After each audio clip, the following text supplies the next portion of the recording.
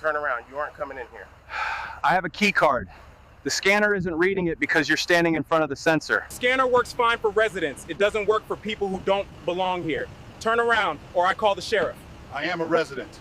The owner in Silver Sands. I've never seen you. Back the car up, now. Check the roster. The name is Thorne. Unit 402. I don't need to check anything. I have a 1090. Suspect is aggressive. You're making a mistake.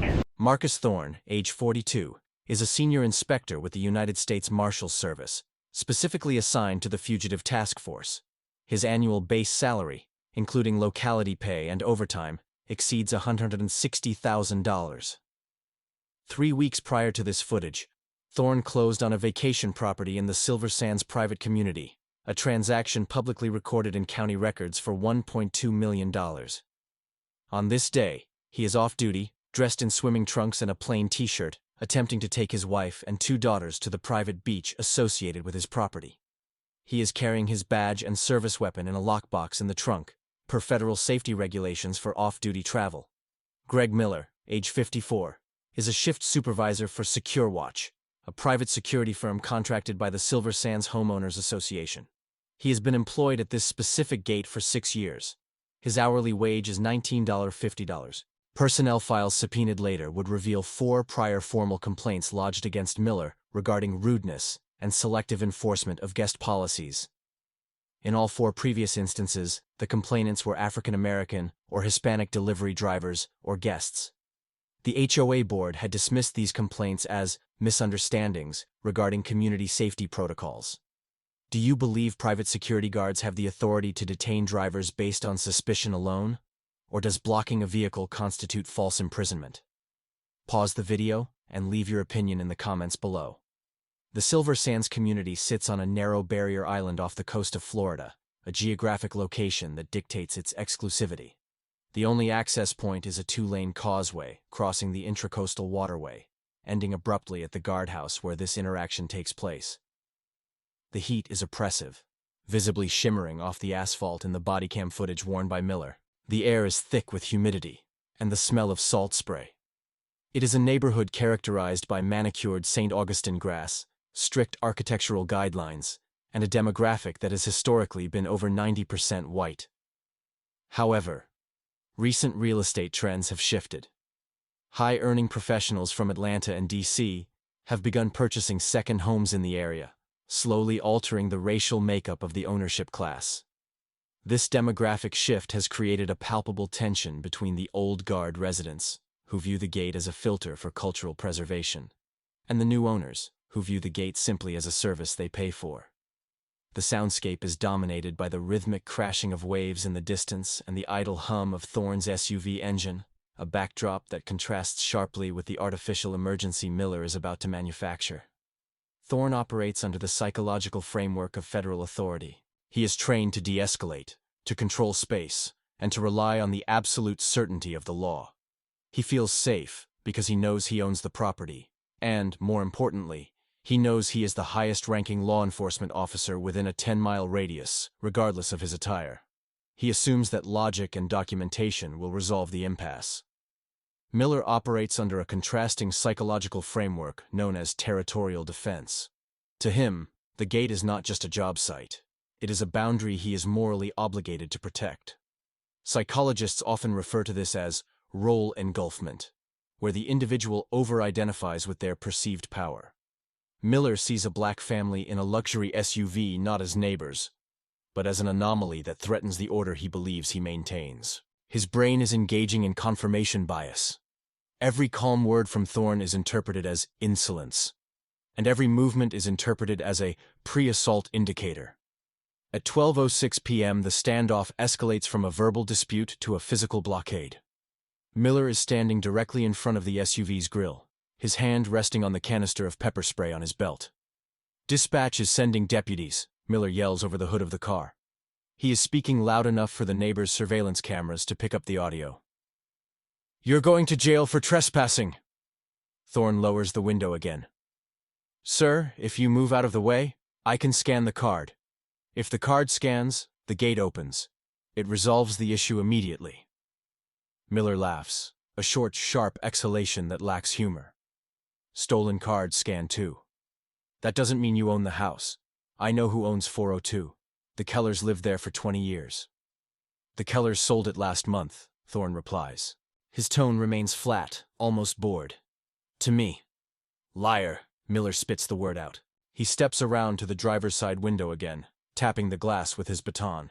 Quote 16. Thorne looks at the camera mounted on Miller's chest. Quote 17. Miller pauses for a fraction of a second. The word federal causes a micro-hesitation, but his cognitive bias overrides the warning. Quote 18. Quote 19. Thorne says, shifting his posture slightly to shield his wife in the passenger seat. Quote 20. Quote 21. Miller screams. His voice breaks, hitting a high pitch that indicates a loss of emotional control. Quote 22. At 12:09 p.m., the situation reaches a critical juncture. Thorne realizes that Miller is too emotionally compromised to listen to reason. He turns to his wife. Quote 23. Thorne says quietly. Quote 24. Quote 25. His wife whispers. Her voice trembles. Quote 26. Quote 27, Thorne replies. He keeps his eyes locked on Miller. Quote 28. Miller is now pacing frantically back and forth. He pulls his baton from its ring. The visual evidence shows no weapon in Thorne's hands, yet Miller's body language mimics that of a man under fire. He is hyperventilating. Last warning, Miller shouts, raising the baton. Open the door! At 12:12 p.m., a siren cuts through the humidity. A sheriff's deputy cruiser pulls up behind Thorne's SUV. Two deputies emerge, their hands hovering near their holsters. Miller immediately changes his demeanor, adopting a posture of relief and victimhood. Officer, thank God! Miller yells, running toward the deputies. He tried to run me over. He's refusing to identify. He said he has a weapon. The deputies approach the vehicle cautiously. One moves to the passenger side, the other to the driver's side. Driver, turn the engine off and put the keys on the dash, the lead deputy commands. Thorne complies immediately. He places the keys on the dashboard and rests his hands on the top of the steering wheel, fingers spread. Officer, Thorne says calmly, my name is Marcus Thorne. I am a deputy U.S. Marshal. I am armed, but my weapon is secured in a lockbox in the trunk. My credentials are in my center console. May I reach for them? The deputy pauses. He looks at Miller, then back at Thorne. The disparity between Miller's frantic accusations and Thorne's professional compliance creates cognitive dissonance. Slowly, the deputy says. Left hand only. Miller interrupts.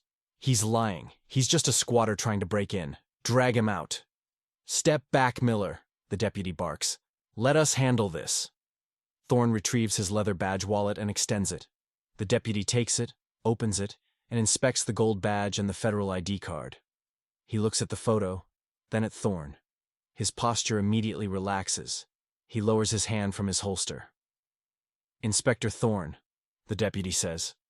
He hands the badge back with a respectful nod. Apologies. We got a call about a trespasser. I own the property at 402 Ocean View, Thorne says. I have the deed on my phone. The guard refused to let me scan my keycard and blocked my vehicle. He threatened to pepper spray me and my family.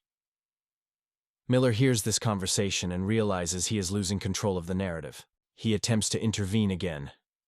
He threatened to shoot me. I have it on tape. That's excellent, Thorne says, turning his head slightly to address the deputy. I'd like to request that you secure his body cam footage immediately as evidence for the assault charge. Miller freezes. The realization that his own camera, his tool of authority, is now a liability begins to dawn on him. Assault? Miller stammers. I didn't touch him.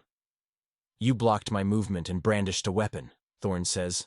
That is assault with a deadly weapon under Florida statute, and doing it under the color of authority adds a civil rights component. In situations like this, law enforcement officers often default to believing the person in the uniform first. If Thorne had been a civilian with no badge, do you think the deputies would have de-escalated this quickly? Or would he have been dragged out of the car? Let us know your analysis in the comments. The turning point occurs at 12:16 p.m. The lead deputy walks over to Miller. The dynamic has shifted completely. The deputy is no longer an ally. He is an investigator. Mr. Miller, the deputy says, I need you to holster that baton.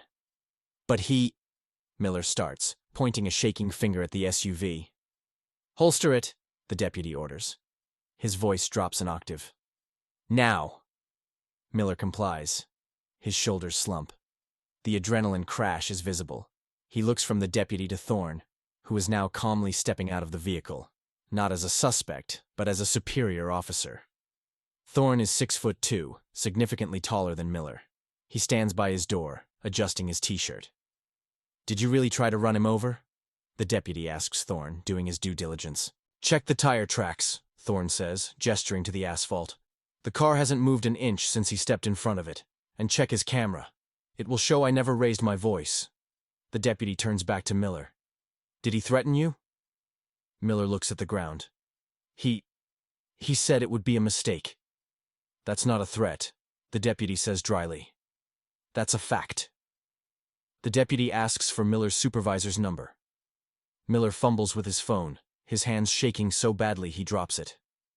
As he bends to pick it up, the power dynamic is visually cemented. He is on his knees in the dirt. Thorne is standing upright in the sun. At 12:25 p.m., a sergeant arrives on the scene. After a brief conferral with Thorne and a review of the preliminary facts, the decision is made. Greg Miller, the sergeant says. Turn around and place your hands behind your back. Miller's eyes go wide. What? No, I'm security. You can't arrest me. You are under arrest for false imprisonment and aggravated assault, the sergeant states, cuffing Miller. The metallic click of the handcuffs is the only sound in the humid air. But he's black, Miller blurts out, a slip of the tongue that reveals the subconscious motive he had been trying to mask with protocol. The silence that follows is deafening. Thorne just shakes his head. And there it is, he says softly to the deputy. The legal aftermath was neither swift nor cheap for the defendants.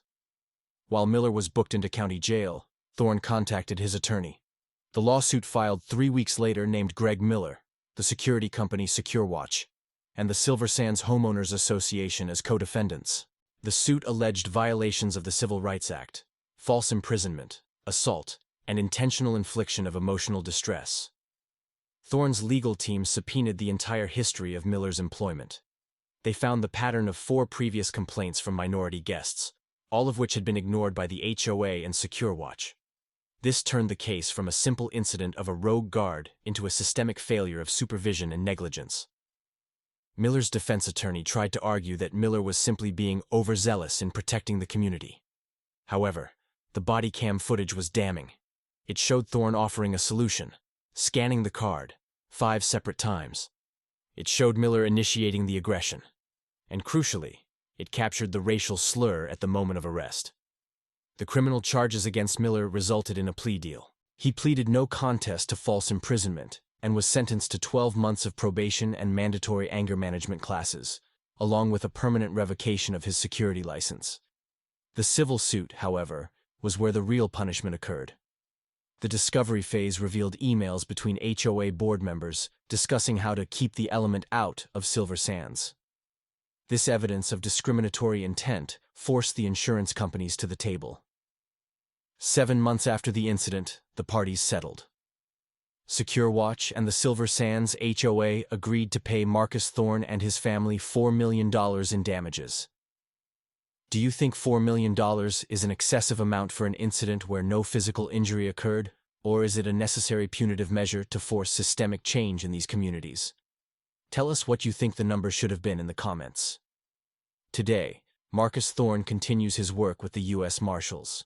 He used a portion of the settlement to pay off the mortgage on the Silver Sands house entirely. He and his family still visit the beach there.